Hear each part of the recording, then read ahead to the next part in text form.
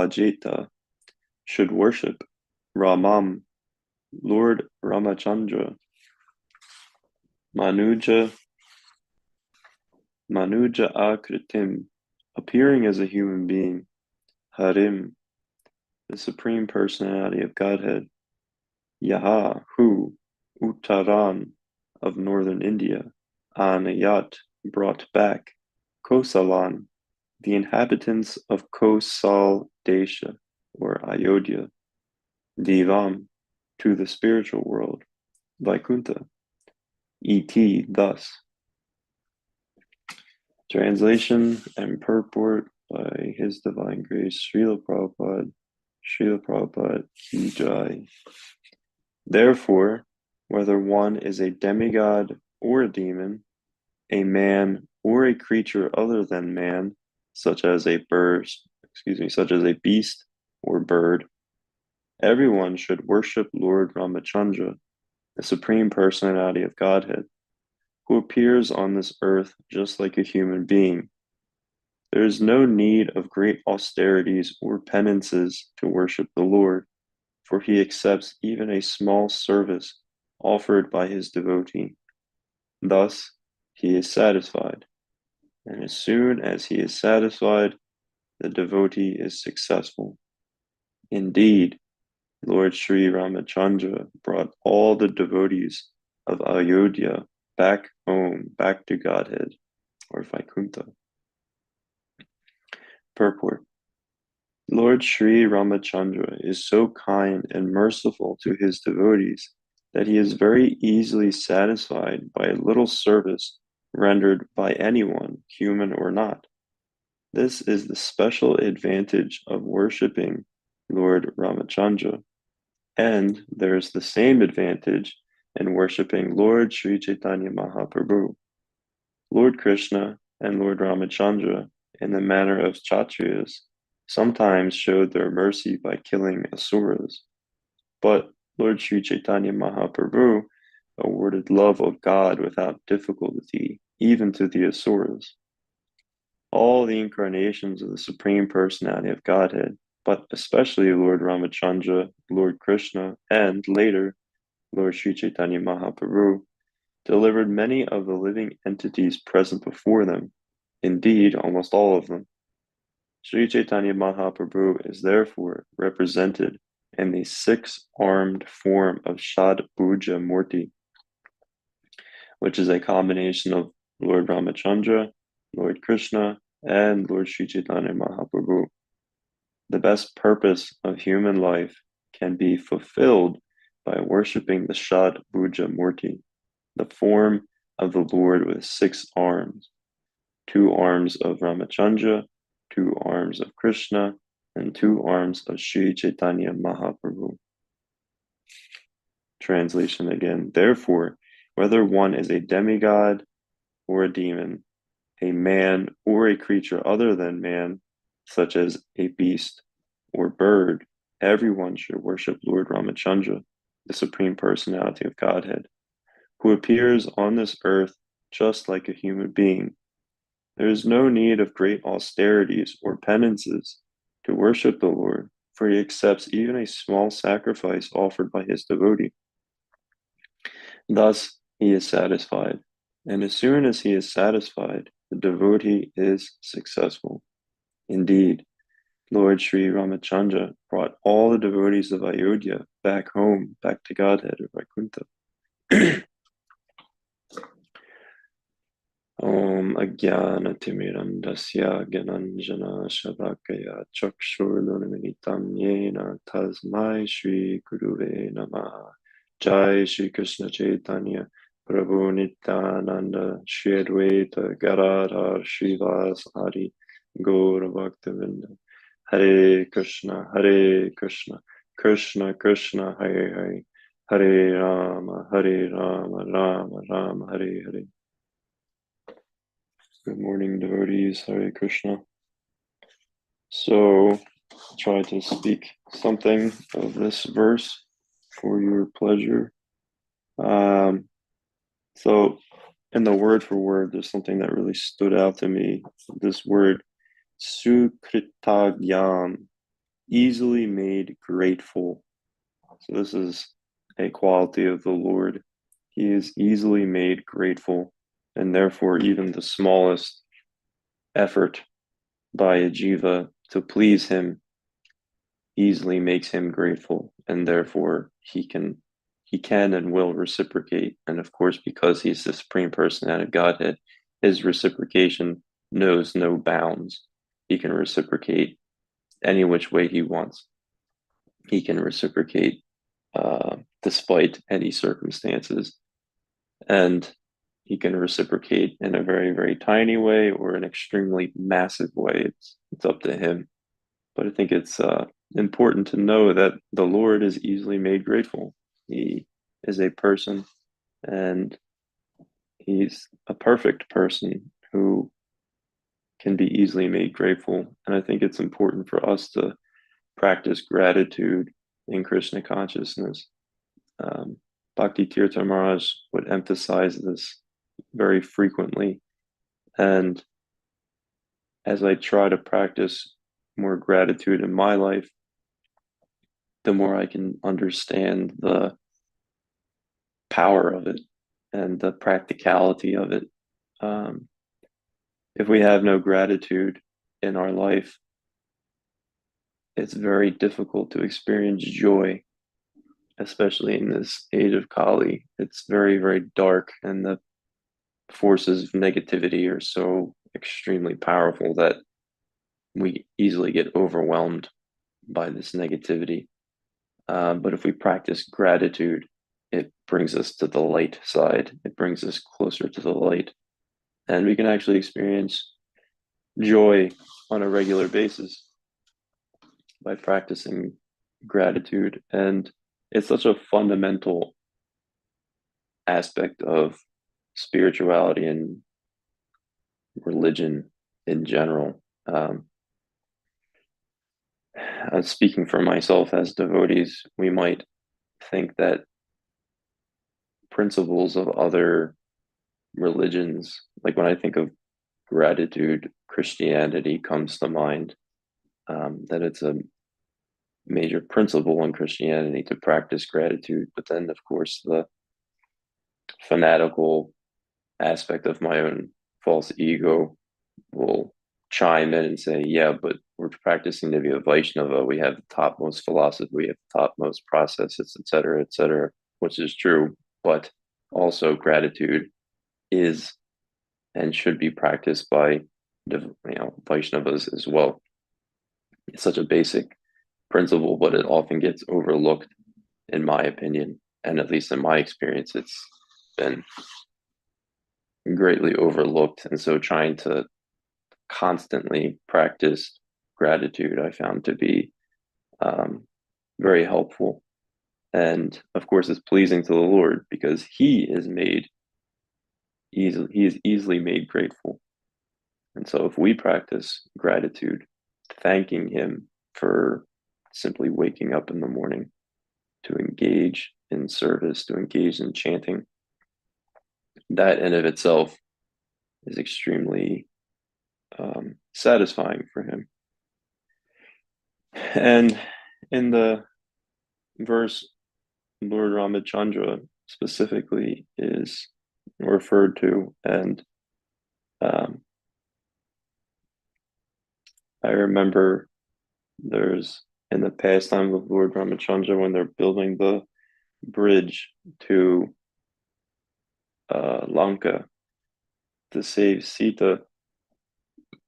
There's so many devotees of Lord Ramachandra who aren't human beings, which include the monkeys and other animals, and they all want to help Lord Ramachandra by building the bridge, by putting the stones in the ocean. And there was even a small, if I remember correctly, the jiva was in a squirrel body, some type of small rodent body.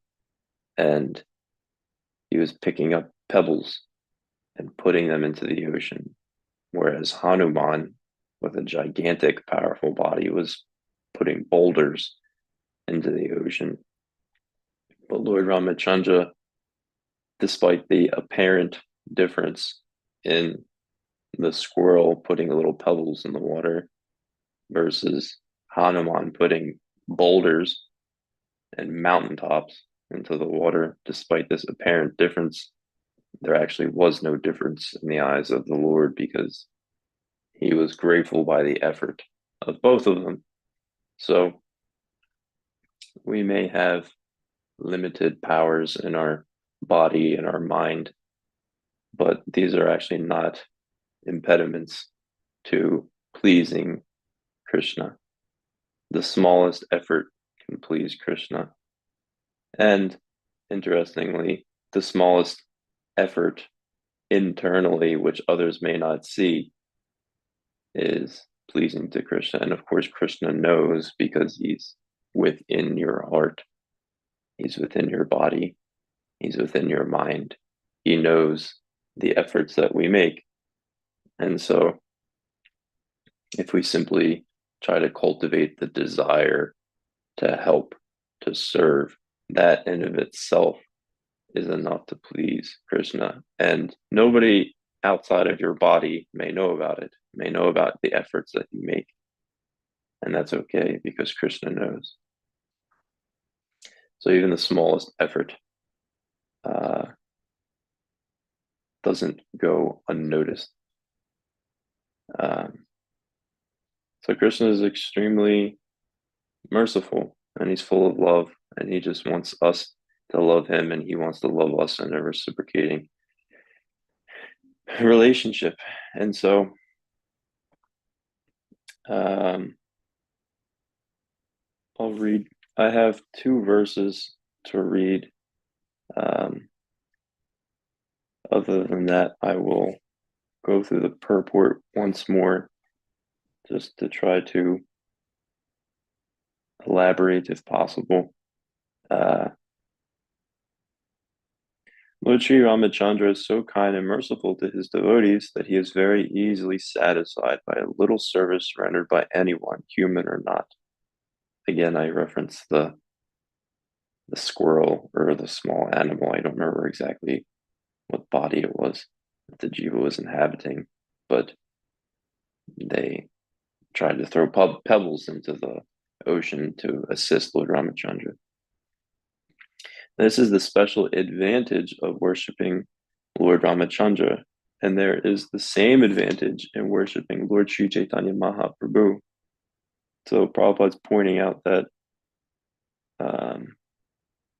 the Supreme Absolute Truth, as Krishna, as Lord Ramachandra, and especially as Lord Chaitanya, this is God himself in his most direct forms.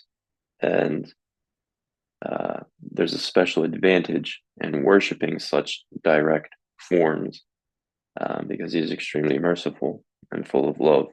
What to speak of Lord Chaitanya, the most merciful and Panchatattva.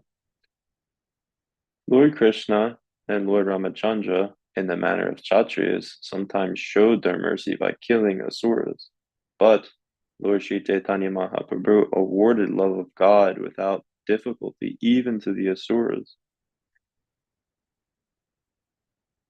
So it's interesting to note the apparent differences in the appearance of Godhead, of the Supreme Absolute Truth, as Krishna.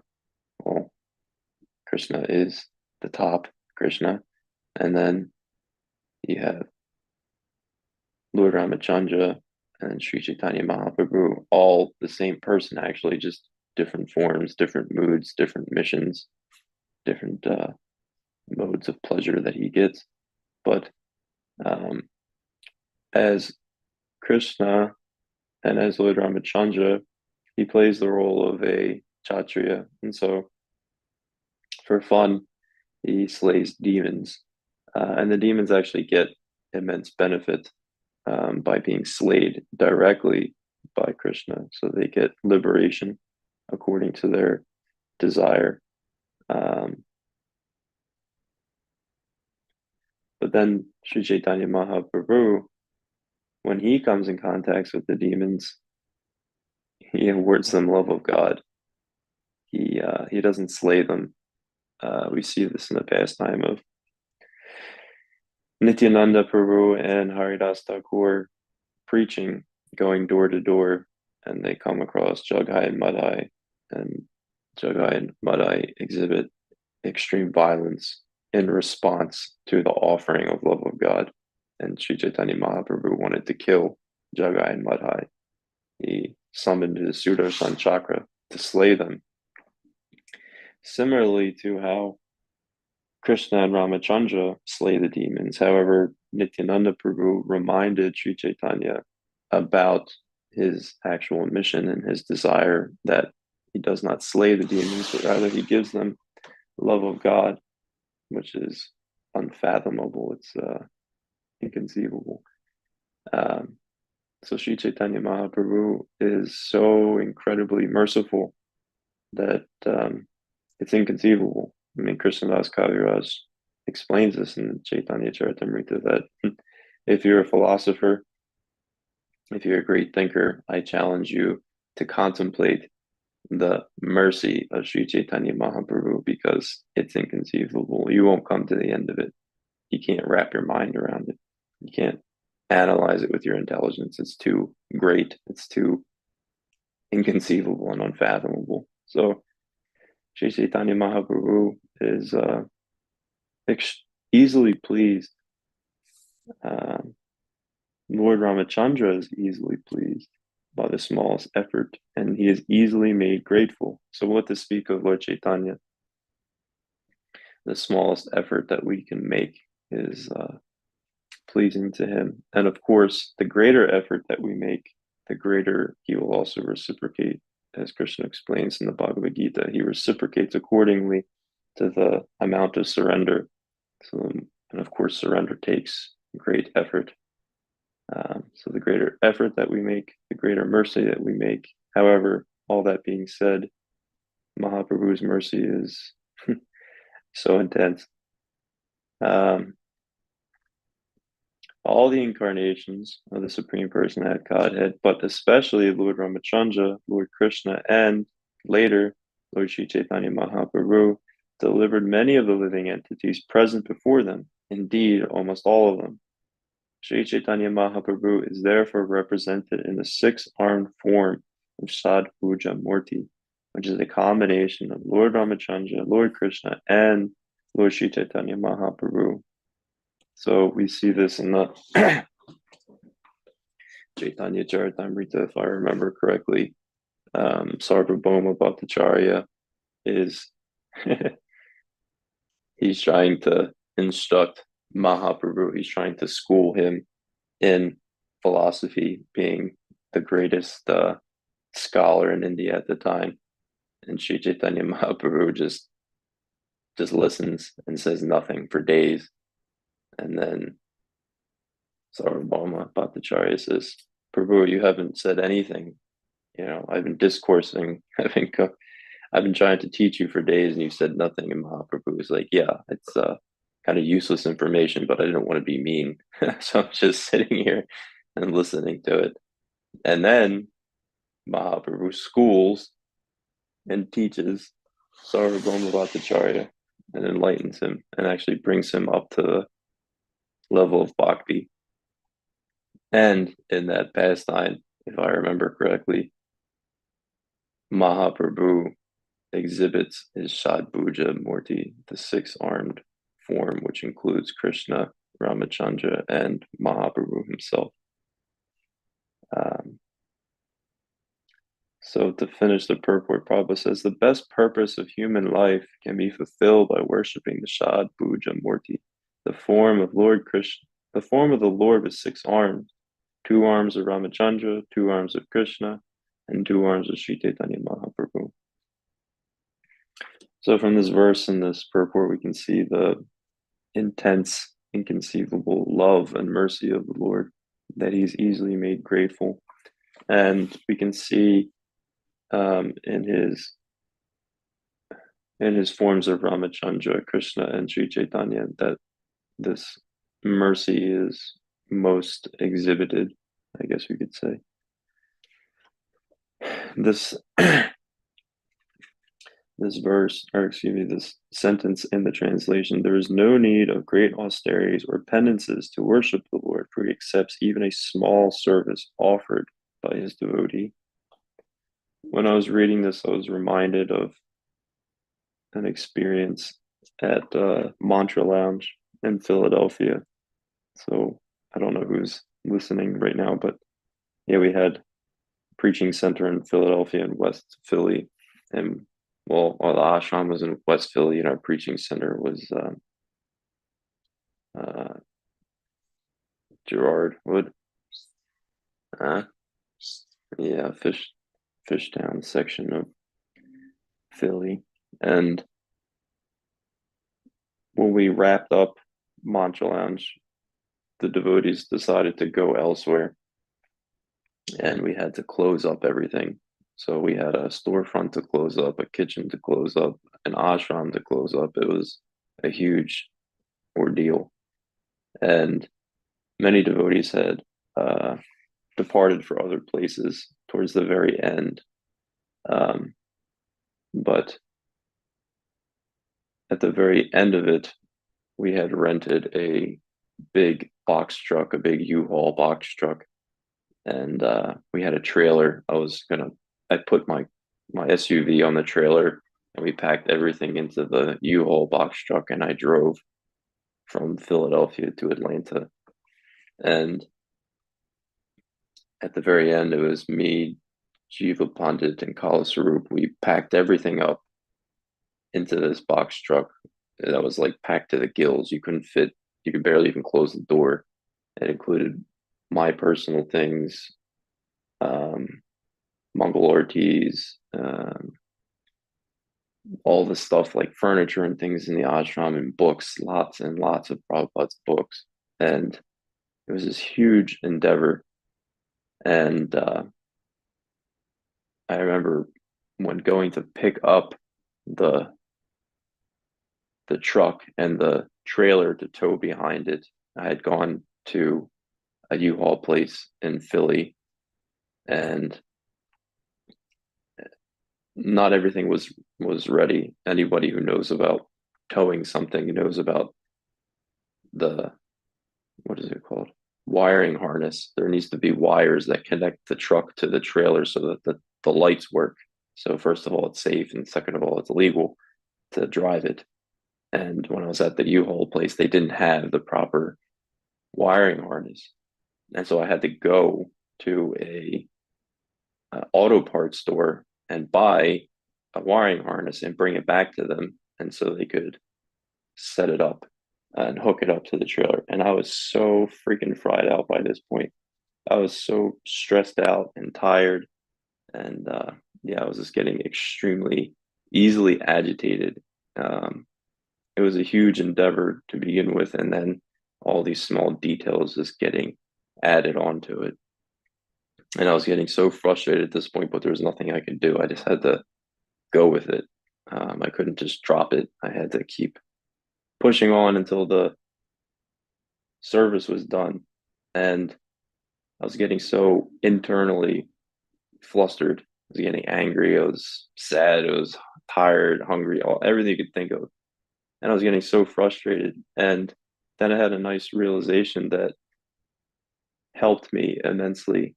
And it was because I was at the U-Haul place, and we had the wiring harness, and there was three men that were working at the U-Haul place. The one that I had been interacting with the whole time, and then two others just randomly showed up, and somehow all three of them were involved with trying to get the wire harness hooked up to the trailer and hooked up to the truck, which required splicing the wires, soldering them, connecting them together. It was a whole thing.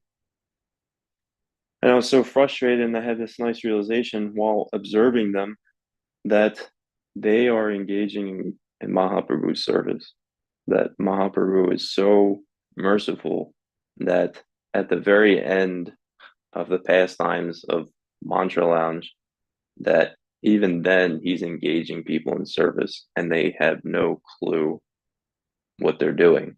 Like it's Agyana Sukriti. They're engaged in helping Mahaprabhu's mission and helping his devotees, and they have absolutely no clue about it. And so I'm sitting there watching, and I'm like, wow, like this is incredible. I'm getting so frustrated, but it's only because of my own impurities inside that are bubbling up to the surface. And Mahaprabhu is just involving these three persons who may have never come to Mantranans. They may have never encountered us distributing books on the street, but here they are engaging in service, engaging in the smallest service, one could say, but really Krishna is Sukritagyam, easily made grateful. So just an example of how merciful Mahaprabhu is, that he engages persons who aren't even interested, persons who don't even purposely come in contact with devotees to learn more. Still, he just throws it at them. Here's service, here's books, here's prasadam, here's mercy. And so I thought that was a nice example of Mahaprabhu's mercy. And just to switch gears for the end of the class, I have two verses that I'll read. But again, I'll read this sentence in the translation. There is no need of great austerities or penances to worship the Lord, for he accepts even a small service offered by his devotee. When reading this, I was thinking of a class that I was listening to recently by Mother Urmila. She's very inspiring to me, and during the questions and answers session of the Bhagavatam class, somebody had asked her a question, and she had said that the greatest austerity that we can engage in is to get rid of our false ego. That's the greatest austerity. Fasting, celibacy, all these other things are more or less supplementary. They're important, but we can also misuse them because we can engage in austerities, but if we're not doing it with the proper desire, with the proper intention, it just makes our heart hard, which defeats the purpose, because bhakti makes the heart soft. It's a loving emotion.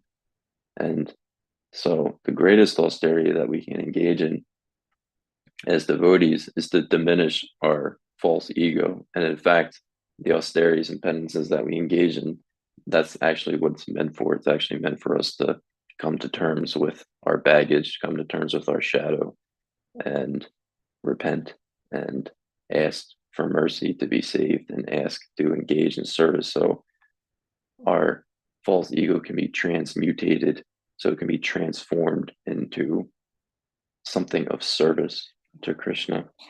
And so, in line with that, I'll read two verses about the false ego that are extremely fascinating. The first verse is in the 10th canto, part 2.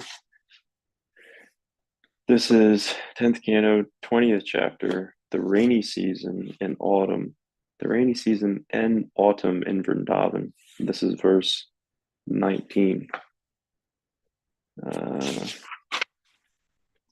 During the rainy season, the moon was prevented from appearing directly by the covering of the clouds, which were themselves illumined by the moon's rays.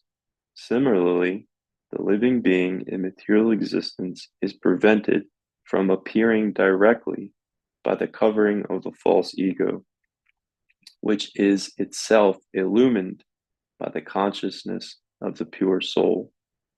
So this is a really, really wonderful illustration or analogy about the false ego, the living entity, and Paramatma and their relationship with each other. Is that Paramatma and Krishna is like the sun, or in this verse, the moon.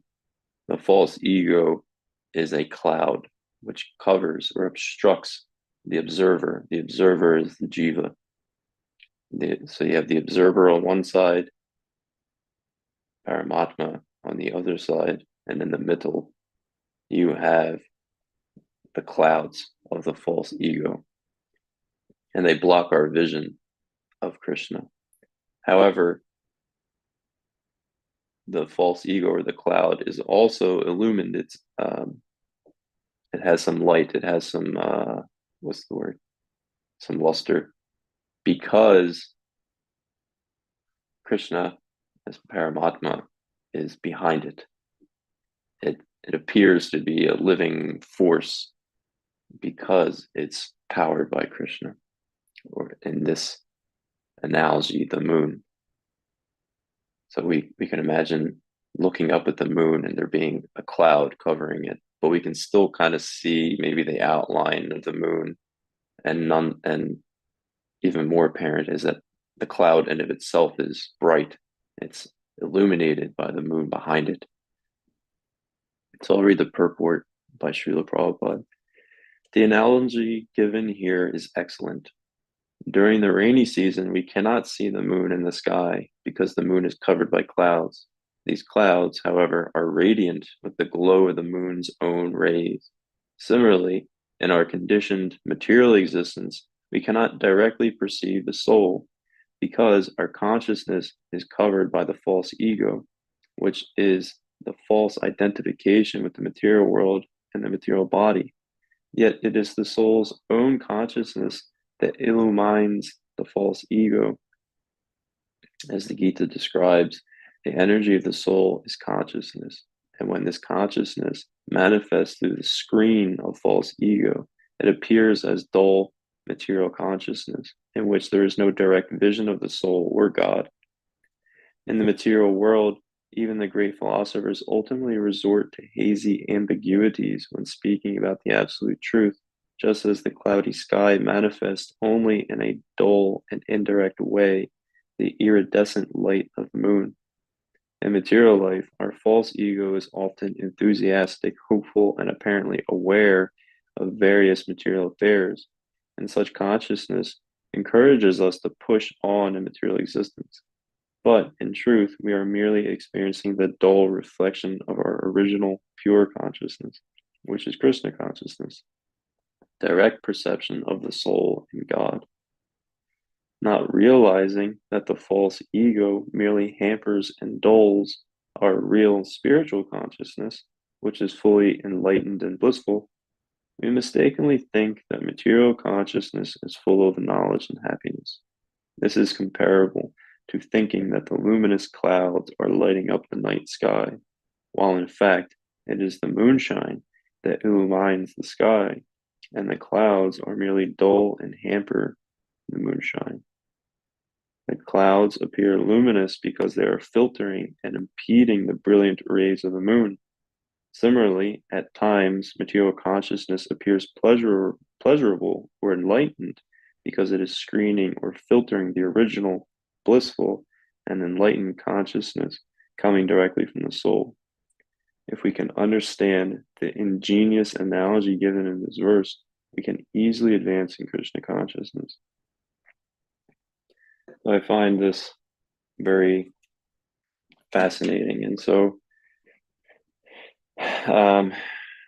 we may ask, okay, that's nice, but then what do we do? How do we diminish the clouds interfering our vision? And so this is explained a little further in the 12th canto. Some more detail is given about the cloud of false ego and also the explanation of how it can be removed. So this is the 12th canto, 4th chapter, which is the 4 categories of universal annihilation. And we'll read verse 32 and 33. So this is verse 32. The grammar and logic of this is quite complicated and confusing sometimes, so I'll try to read it slowly. It says, although a cloud is a product of the sun and is also made visible by the sun, it nevertheless creates darkness for the viewing eye, which is another partial expansion of the sun. Similarly, material false ego a particular product of the absolute truth made visible by the absolute truth obstructs the individual soul.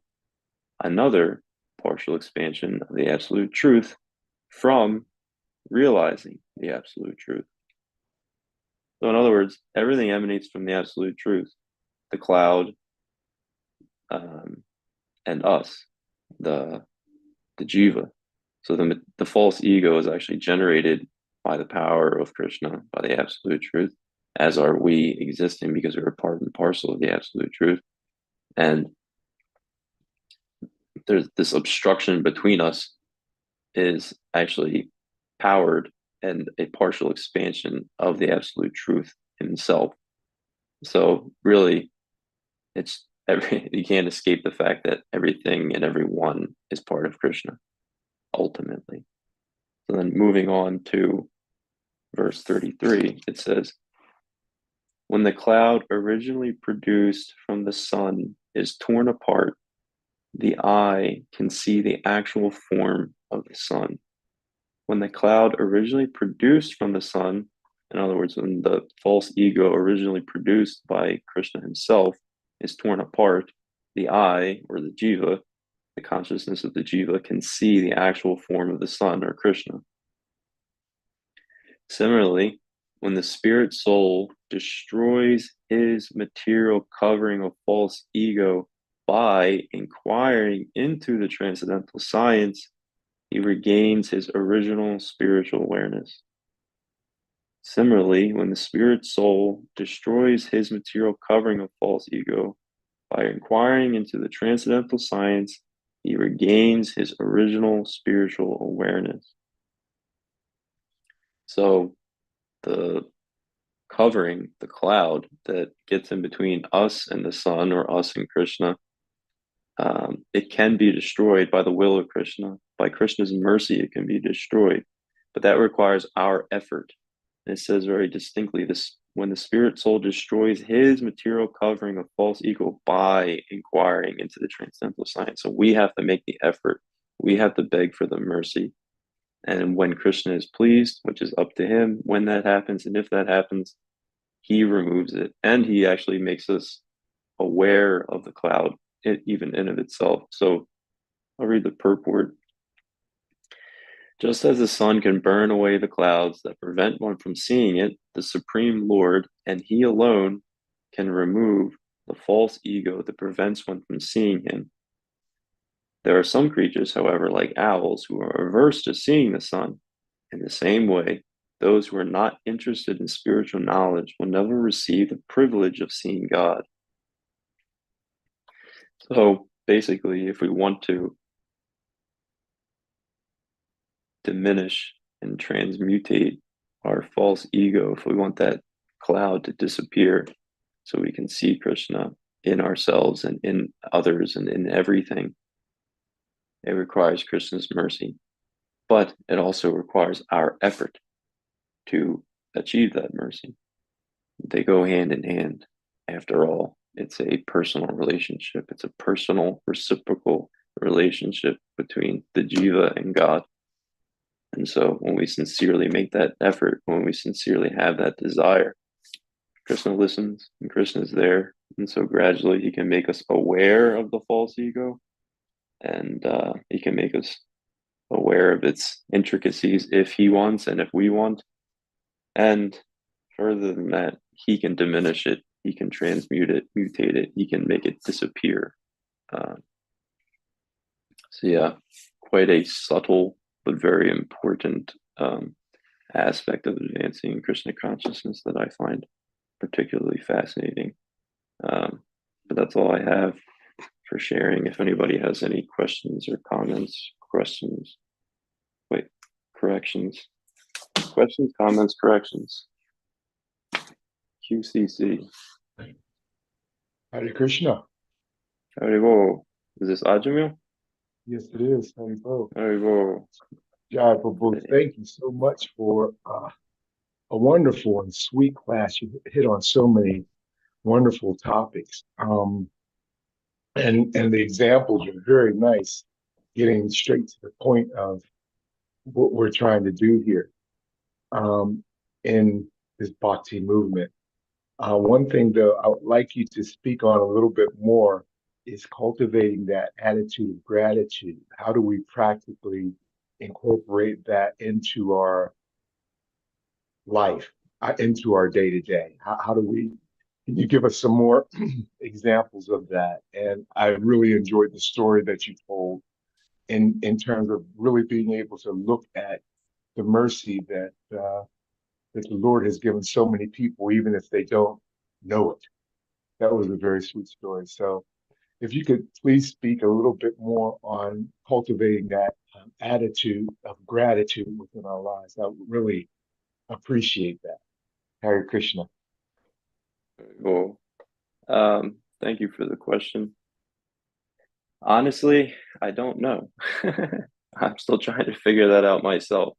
But that in of itself, I think, is the crux of it. The essence of it is inquiring how to be grateful. That in of itself, the desire to learn how, I think, is kind of the essence in of itself. Because from my experience, gratitude in today's world is so against the current.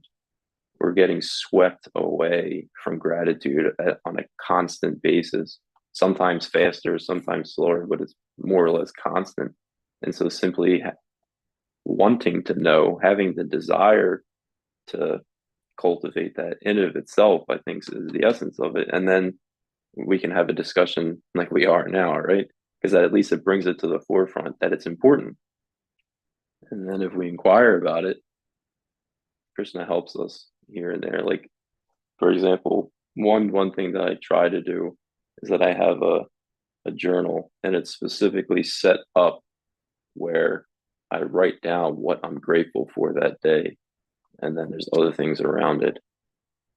And it's funny how much the current goes against that, because that journal really requires me to set aside a time every day to write in it, which I write quite a lot. I have like 3 different journals that I write in, but this one particular journal that stresses gratitude, I have to sit down every day and write in it. And that is hard, especially because of my work schedule. It's very difficult for me to get a routine. So this is interesting how the current is constantly flowing in the other direction. So there's like constant resistance to trying to cultivate gratitude, but which can be frustrating. It can be discouraging, but it's also an impetus for love too. Like Krishna, I would imagine, would be very happy to see us trying to daily think about it and cultivate it and practice it, right? Especially when there's such intense current going the other way. It's like, wow,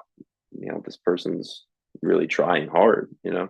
So writing down, uh, writing down the gratitude, I think what you're grateful for that day, I think that's helpful, especially if you can do it on a daily basis or even multiple times a day. I think that would be amazing. I wish I could do that.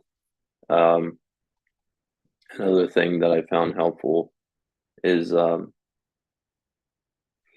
just being reflective and thanking Krishna and thanking the devotees for everything that I've been given and all the opportunities that I've been given. And um, just the other day, it was uh, yeah, Bhishmashtami, but it was a Friday.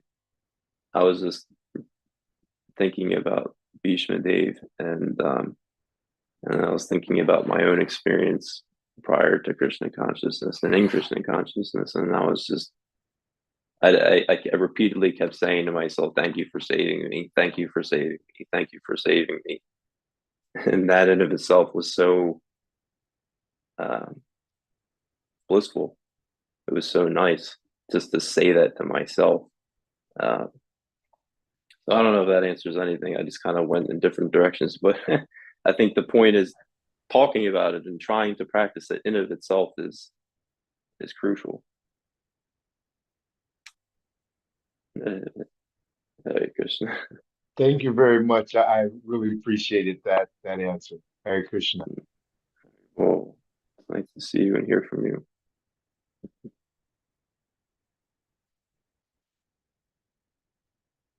Does anybody else have anything they'd like to add? Because we're at 7:58 currently. Hare Krishna, Prabhu. Hare Krishna Tarka.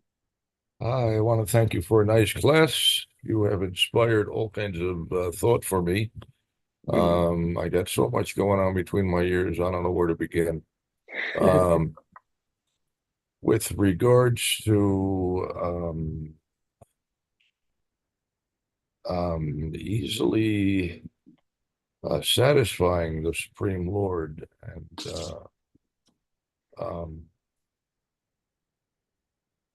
I'm immediately reminded of Krishna's words from Bhagavad Gita, the ninth chapter, text 26.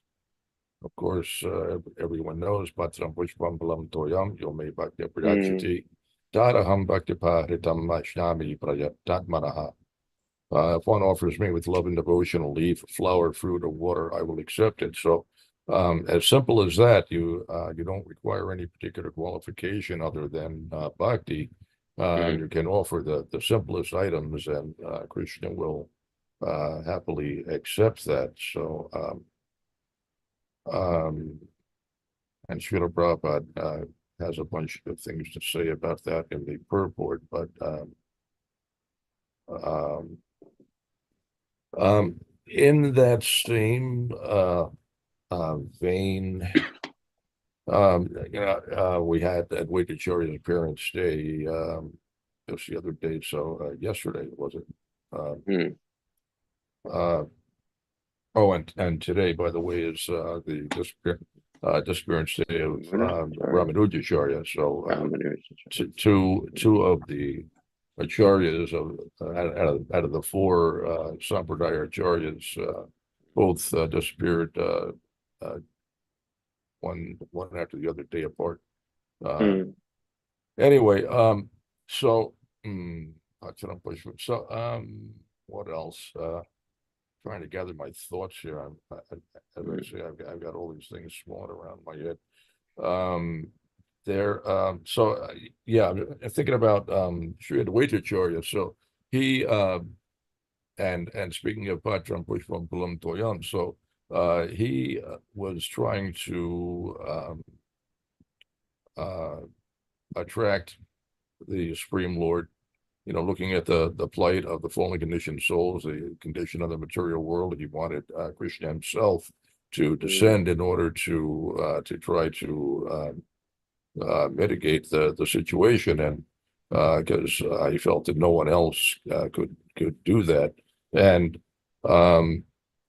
so he, in his mind, he deliberated for some time over how to accomplish this, and he decided to just simply offer to Krishna some tulsi leaves or manjari buds and Ganges water,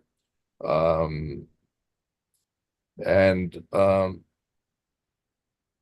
there was a particular verse that came to his mind when he was contemplating this, and which solidified his idea for him. Let me see if I can find that here. I'm having a lot of trouble with my computer. It freezes up every few seconds, and it becomes impossible to do anything.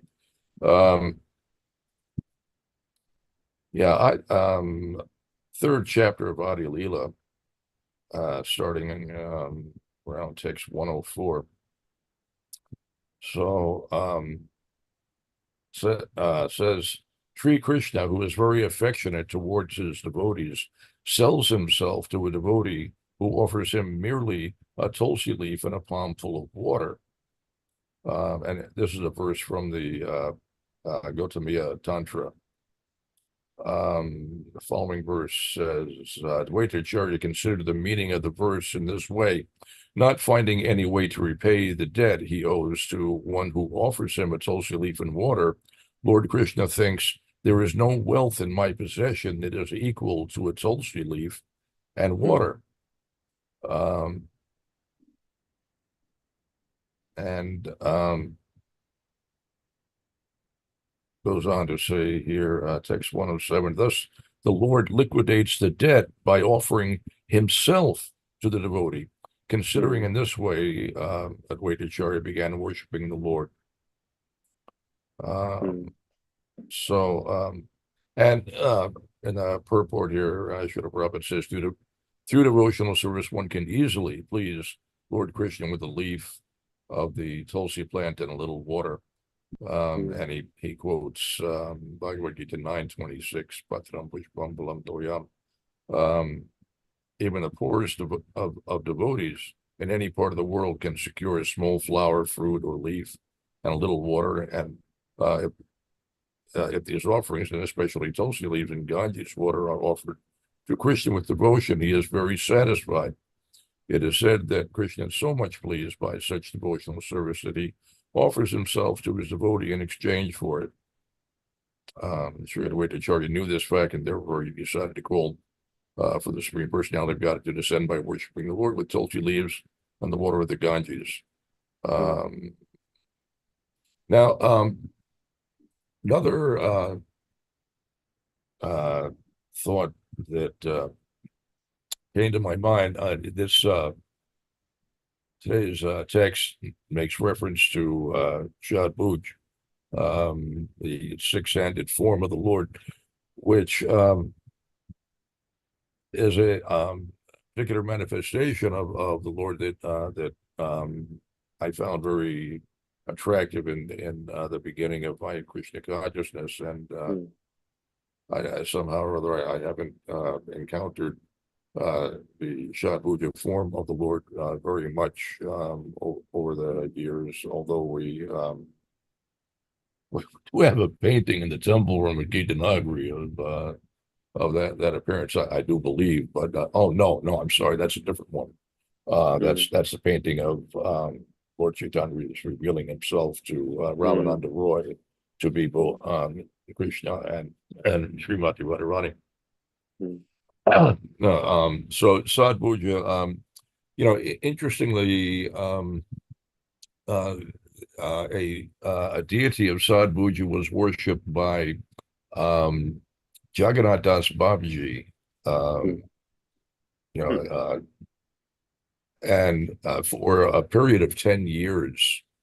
And I don't recall the exact reasons why. At some point he had his assistant deliver the deity to Vrindavan, and he ceased worshiping that deity. But the deity is still being worshipped in a temple. I think around Radhakund, that deity is still being worshipped. Within our own movement, I'm not aware of any deities of Sadbhuja being offered worship, but there are various devotees have made requests of Srila Prabhupada because they were interested in worshiping Sadbhuja. There is one GBC man who made such a request, and Srila Prabhupada, and this response actually was kind of a standard response for Srila Prabhupada in my experience. He advised him not to begin worshiping any deity, that it would become a distraction from his other activities. There was another sannyasi whom I was an assistant of for a period of time, and he also wanted a personal deity to worship. Srila Prabhupada told him, no, make preaching your deity. So this was, as far as I could see, it was Srila Prabhupada's standard instruction for his sannyasi and GBC disciples. He encourage them to, as you said, make preaching your deity. He wanted them preaching first and foremost, and he was concerned that their attention would be diverted by deity worship.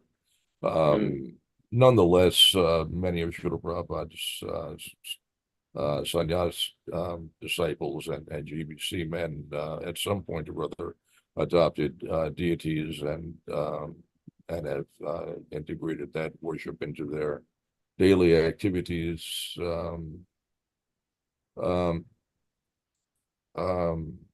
What else do I want to say about that? It's no one should misunderstand that Srila Prabhupada's mood was to discourage in any way the worship of deities. That was something which he felt was essential. It was an important part of the preaching, and that in the absence of deity worship, the tendency would be for individuals to adopt an impersonal mood in their chanting of the holy names, in order to more readily appreciate Krishna as a person. It is helpful to worship his deity form. So Srila Prabhupada's instruction was that the preaching and the deity worship must go on side by side simultaneously, like a train rides on two rails. So both are important, both are necessary. Not that that one is unnecessary, but for particularly for his sannyas disciples, he encouraged them to focus more on preaching, and otherwise the temple worship of the deities was sufficient, rather than to have their time consumed by private worship in addition to that. Sadhuja, there are two mentions of Sadhuja in Sri Chaitanya Charitamrita. One, as you mentioned, is the Lord revealing his six-handed form to Sarvabhauma Bhattacharya. That's a wonderful story. There is also the mention of Lord Chaitanya revealing his six-armed form to Lord Nityananda, and that narration is also very wonderful. In Srila Prabhupada's purport to one of the texts in that narration, he mentions that Sri Chaitanya Mangala vividly elaborates upon that description of that pastime. And I'm not sure whether Srila Prabhupada actually meant specifically Chaitanya Mangala or Sri Chaitanya Bhagavat, because I'm just confused because Chaitanya Bhagavat, what was it? The original Chaitanya Bhagavat was renamed Chaitanya Mangala. What was it the other way around? I can't remember either. But yeah, my they brain changed is names. yeah. But in any case, what we currently know to be Chaitanya Bhagavat does give an elaborate description of this pastime.